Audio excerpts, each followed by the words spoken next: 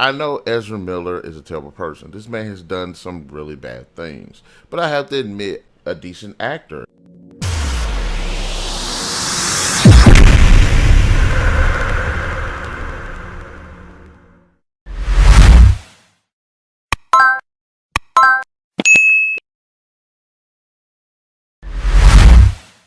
And I know a lot of people are like, well, he's the worst thing that's about this movie. And I'm thinking to myself, like, look, I get that some people act like they can't separate the art from the artist. And I'm not saying because I went to go see this movie that I'm trying to validate him, support him, or anything like that. And I'm not saying because I like him as an actor that I support everything he does. No, the man actually does a solid job in the film.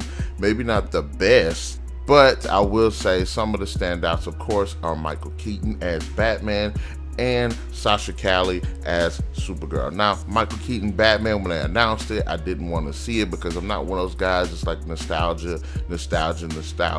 But honestly, I think he did a great job. I think he wasn't just a cameo. He contributed so much to this film, and it was nice to actually see him return to the role and still be pretty badass and believable at that.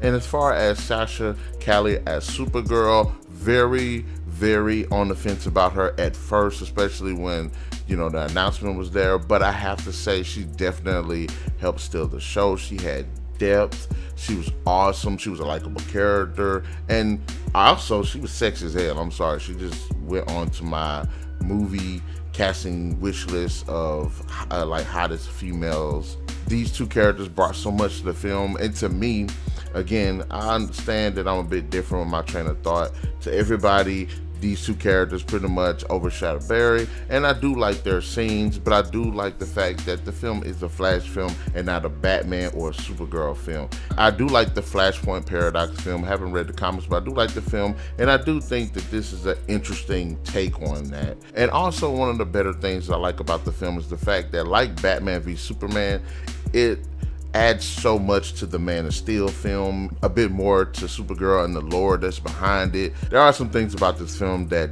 don't really work. First of all, I have to admit, the CGI, there are some scenes that the CGI looks decent. It's good. It's actually pretty good when you see Barry doing his thing. The costume design, at first I had an issue with it. I think it looks pretty cool, especially when it powers up when you CGI. It's decent, but there are some scenes where it's just laughable. Like, it went to PS2, then went back to PS1, and it just gets crazy how bad the CGI is in some of these scenes. It was so bad to the point that I was like, why did you even have that scene in this movie? There's a sequence where you're looking into all of these different multiverses, into the multiverse, seeing these different universes with all these cameos and stuff like that. And when you look at them, they're showing CGI characters, and I'm thinking to myself, why are these characters in CGI? If we can show the white dude in Kung Pao and put him into this movie that came out in like the 70s or 60s or whatever it is, and it looks good like that, and not spend as much money being put into there, you can't tell me you can't do the exact same for some of these characters and these cameos. Romance, there's romance in the film, and even though I do like Iris, I wish they could have presented their relationship a bit better. Probably would have brought it more if they talked, because in this film it seems like they hadn't talked in years, or if they just kind of kept in contact. I think that would have did a bit more towards building towards their relationship.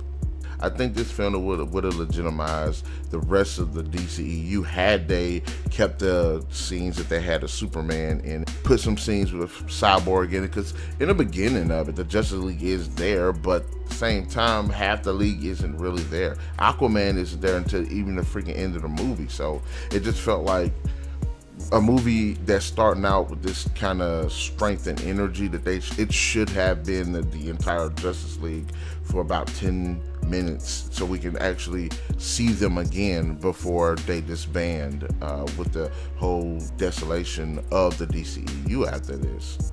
And I know people do have issues with the third act. I don't really have issues with the third act per se. I will say it could have been done a lot better. I actually like The Flash. I thought it was a good movie. Did it reach the hype that I wanted it to reach?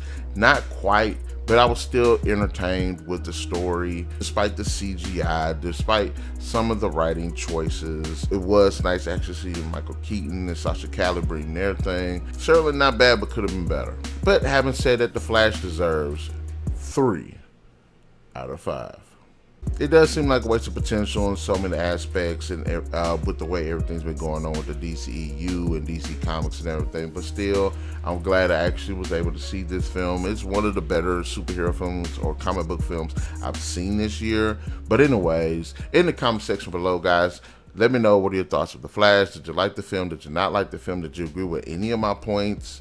And also, who would you rather see with their own standalone film, Michael Keaton as Batman returning or Sasha Calle as Supergirl?